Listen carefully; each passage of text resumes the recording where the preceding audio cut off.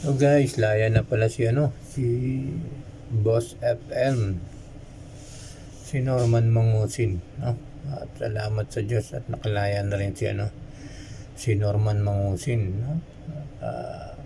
Napanood din naman guys yung kanyang bagong upload. At doon sa video na yun guys ay nagpapasalamat siya sa mga walang sawang sumusuporta sa kanyang mga tagapanood at sa kanyang mga subscriber. At doon guys sa kanyang video rin guys ay sinabi niya doon guys na hindi na siya sa mga pulis na gumawa sa kanya nun, ay sinabi niya ron sa kanyang video ay hindi na po siya sasampa ng kaso. At siyempre napakabait niya talaga guys, no? Kasi sino ba naman yung tao na yun, no?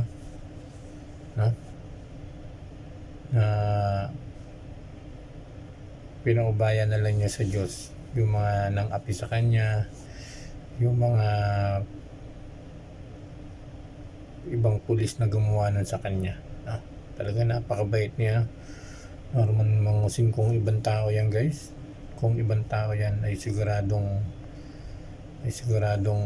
gaganti kasi sobrang napahiya siya sa mga tao, no? Sobrang kahihiyan yung mga nangyari sa kanya, no? Na sa kanyang mukha na napanood natin sa kanyang bagong video ay makita natin yung trauma na nangyayari sa kanya nung pinutulan siya agad at nakulong ng ilang araw.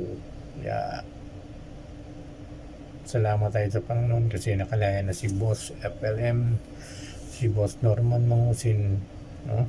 At talagang walang imposible sa Lord kapag ikaw ay nananalangin, no?